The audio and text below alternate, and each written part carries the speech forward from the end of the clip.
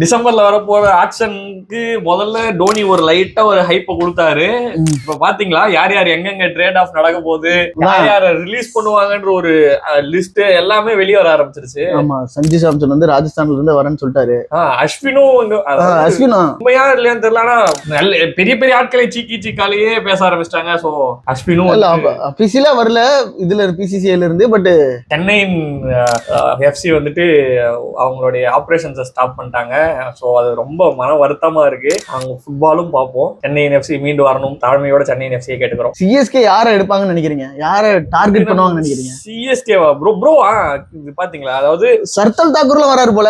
ஒரு லிஸ்ட் பார்த்தேன், கிட்டத்தட்ட ஒரு 10 பேர் லிஸ்ட். சர்தல் தாக்கூர், KL ராகுல், அதாவது சஞ்சு சாம்சனை வந்துட்டு சிஎஸ்கே ட்ரேட் ஆஃப் பண்றதுக்கு ராஜஸ்தான் என்ன கேட்டிருக்காங்கன்னா, கண்டிப்பா ஜடேஜா கூட வந்து ருத்ராஜ் இல்ல சிவம் துபே யாராவது ஒரு ஆள் கொடுங்க.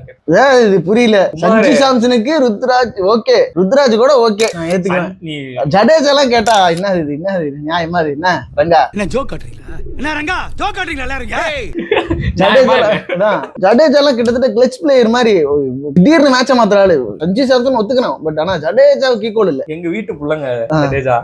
ரேஷன் கார்டுல வேணா கூட நான் பேரை சேர்த்துக்கிறேன், வர சொல்லுங்க அவரை. அந்த மாதிரி ஆளுங்க அவர். எங்களுக்கு வர போயிட்டு கேக்குறியாடா கொடுப்பாங்க. அப்படி ஏதாவது கொடுத்துக்கிட்டு ஒழிஞ்சாங்கன்னா நான் பார்க்க மாட்டாங்க, கொடுக்க மாட்டாங்க. அதே மாதிரி வந்துட்டு இப்போ மேஜரான ரிலீசஸ் எல்லாம் நம்ம என்னென்ன எதிர்பார்க்கறாங்க அப்படின்னா, KKR வெங்கடேஷ் ஐயரை கட்டி வர்றதுக்கு வாய்ப்புகள் அதிகம். ஆமா, அவரு என்ன 2023 IPL மட்டும் தான் அடிச்சாப்ல. அதுக்கு முன்னாடி சரி, அதுக்கப்புறமும் சரி, தலைவன் 23.75 crores. அதான் அவரை ஒரு மேஜர் ரிலீஸ் பண்ணிட்டா அவங்களுக்கு வந்துட்டு மத்த இது வந்து அதுல வந்து கிட்டத்தட்ட நல்ல பிளேயர்ஸ் ஒரு 4 பிளேயர் எடுத்துடலாம். எனக்கு தெரிஞ்சு ஆக்சுவலா KKR வந்துட்டு KL ராகுல வந்து வளைச்சு போட பாக்குறாங்க. KL ராகுலும் மனுஷன் அங்கேயும் இங்கேயும் போயினேதான் இருக்கிறாப்ல. இல்ல சரி ப்ரோ, நான் என்ன யோசிக்கிறேன்னா, CSK டீம் இருக்குல்ல, CSK டீம் வந்துட்டு இத்தனை நிறைய பேர் ரிலீஸ் பண்றதா ஒரு வதந்தி போயிட்டு இருக்கு. யாருன்னா அஸ்வின், டிவான் கான்வே, ரச்சின் ரவீந்திரா, ராகுல் Tripathi, Sam Curran, Gurjapneet Singh, Nathan Ellis, Deepak Hooda, Jamie Overton, Vijay Shankar. CSK இப்போ வந்து சொல்லுங்க கிட்டத்தட்ட ப்ரோ CSKக்கு முழு டீமே தேவைப்படுது ப்ரோ. நான் கேட்டா வெங்கடேஷ் ஐயரை KKR விட்டுட்டா சஞ்சு சாம்சன் கூட செகண்டரி. வெங்கடேஷ் ஐயர் எப்படியாவது எடுத்துட்டாங்கன்னா ஓப்பனிங் பேரு லெஃப்ட் ரைட் காம்பினேஷன் இருக்கும். வெங்கடேஷ் ஓகே, மேபி சென்னை வந்து ஆடலாம் ப்ரோ. வெங்கடேஷ் ஐயர் வந்துட்டு யூஸ் பண்ணிக்க தெரியல. கொல்கத்தால ஓப்பனிங்கா இருக்கு இல்லையா, செகண்ட் டவுன் 1 டவுன் தான் இருக்கிட்டு இருந்தாங்க. கரெக்ட், அவனுக்கு அது செட் ஆகல. அதனால அவனை வந்துட்டு CSKல வந்துட்டா டாப் 4 பாருங்க. Ruturaj, Venkatesh, Ayush Mhatre, Dewald Brevis, innings பாத்தீங்களா இல்லையா, தூபே, 6ல ஜடேஜா, 7ல தலை, 8ல சாம் கரன். இதுக்கு மேல என்ன வேணும் ஒரு பேட்டிங் லைன் அப். அதே மாதிரி தயவு செஞ்சு சாம் கரன் ரிலீஸ் பண்ணவே கூடாது. 2.4 crores சாம் கரன் கிடைக்க மாட்டார். இது ரிலீஸ் பண்ணி உங்களுக்கு என்ன ஆக போகுதுன்னு தெரியல. 2.4 crores இது வந்துட்டு ஒரு அப்படியே ஒரு லூட்டு. இதை போய் ரிலீஸ் பண்ணா அது எனக்கு ஒன்றும் செட் ஆகாதோன்னு தோணுது. அதுக்கு மேல மேனேஜ்மெண்ட் என்ன முடிவு எடுத்திருக்காங்கன்னு தெரியல. அப்புறம் வேற மேஜரான ட்ரேட்ஸ் நடக்கிறதுக்கு வாய்ப்புகள் வந்துட்டு ராஜஸ்தான் டீமே முழுசா உடையறதுக்கான வாய்ப்புகள். ராஜஸ்தான்லாம் ஆல்ரெடி பட்லர் போனப்பே ராஜஸ்தான் பாதி கால் உடைஞ்ச மாதிரி. இப்ப ராஜஸ்தான் சஞ்சு சாம்சன் வெளிய வந்துட்டா டீமே இல்லைங்க, ஒண்ணுமே இல்ல. நம்ம எல்லாரும் கேப்டன் பண்ணுவா எல்லாரும்.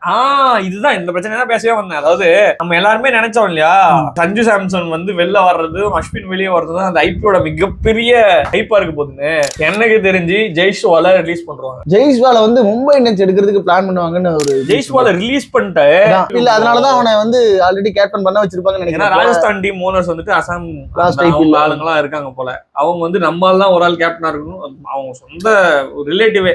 ஸோ நம்ம சொந்தக்காரன் தான் வந்து கேப்டனா இருக்கணும் அப்படின்ட்டு ஆகிட்டாங்க. ஆக்சுவலா அதுக்கு முன்னாடி வந்துட்டு என்ன பேசியிருந்தாங்கன்னா, சஞ்சு சாம்சன் கேப்டனாகவும் ஜெய்ஸ்வால் வைஸ் கேப்டனாகவும் பேசியிருந்தாங்க. ஜெய்ஸ்வால் வைஸ் கேப்டன்சியும் கொடுக்கல, ஒரு மேட்சுக்கும் கேப்டன்சியும் கொடுக்கல. ஸோ ஜெய்ஸ்வாலும் மனக்கசப்பில் தான் இருக்காரு. அவரும் வர்றதுக்கான வாய்ப்புகள் இருக்கும். ஸோ CSK ஜெய்ஸ்வால் இல்ல வெங்கடேஷ் ஐயர் ஏதாவது ஒரு லெஃப்ட் ஹேண்டரை மேல விடவீங்க. முரளி விஜய், ஹசி அந்த மாதிரி முரளி விஜய் ஹசிலாம் ஓகே, பாப்போம் போக போக. ஃபைனல்ல வந்து அடிச்சா எனக்கு நான் இப்போ CSK வந்து இவனை மட்டும் ரிட்டைன் பண்ணிடணும், டெவால் பிரேவிஸ். யங்ஸ்டர்ஸ் எல்லாம் ரிட்டைன் பண்ணி வச்சு. டெவால் பிரேவிஸும் அதாவது ஆஸ்திரேலியா கூட சொன்னாரு பாருங்க. டிவால் பிரேவிஸ் வந்துட்டு எந்த ஒரு டீமே எடுக்காம விட்டதே வந்து கஷ்டமா இருக்கு. டிவால் பிரேவிஸ் வந்துட்டு இன்னும் சீட் கோட் மாதிரி CSK தூக்கிட்டாங்க. டிவால் பிரேவிஸ் இதுக்கு மேல இந்த உலகமே திரும்பி பார்க்கக்கூடிய அளவுக்கு ஒரு பேரா மாத்திருவாரு. ஏன்னா ஆஸ்திரேலியா கூட இதுதான் ஹையஸ்ட் ஸ்கோர் படிச்ச 125 தான் ஆஸ்திரேலியாவுல. அதுவும் கிரவுண்ட் எவ்வளவு பெருசுங்க, இந்தியன் கிரவுண்ட் மாதிரி எல்லாம் கிடையாது, சின்னசாமி மாதிரி. இந்தியன் கிரவுண்ட் கிட்டத்தட்ட டபுள் மடங்கு இருக்கும். 890 மீட்டர்ல தான் 8 6 அடிச்சாப்ல. பாத்தீங்களா இல்லையா? பார்த்துட்டு எல்லாம் நார்மல் ஹேசல்வுட் எல்லாம் போட்டு RCB vs CSK அங்கவே ஸ்டார்ட் ஆயிருச்சு பேட்டில். ஹேசல்வுட்டே ரிலீஸ் பண்ணிட்டா என்ன பண்ணுவேன்? போன ஐபிஎல் வின்னிங்க்கு ஒரு 5 பேர்ல ஹேசல்வுட்டும் ஒரு ஆளு. என்ன கேட்டா Kunal Pandya first, Hazlewood second. நான் ஓவரால் சீரிஸே சொல்றேன். குணால் பாண்டியா ஃபைனல்ல ஓகே ஒரு சில மேட்ச் ஆடினாப்ல. ஹேசல்வுட் முக்கியமான பங்கு.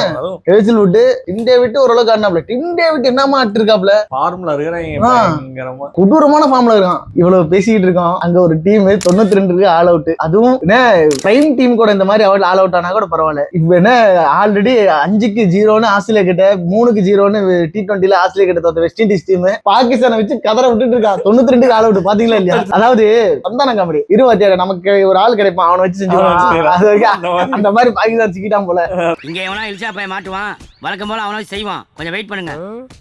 Okay okay. 92 ஆல் அவுட் ஆவீங்க வெஸ்ட் இண்டீஸ் கிட்ட. வேற ஏதாவது டீம்னா கூட பரவாயில்ல. இது பாபரசாம் ரொம்ப ஹைப் கொடுத்து வச்சிருந்தீங்க. தலைவன் பாத்தீங்களா இல்லையா? இந்த விஷயம் தானே.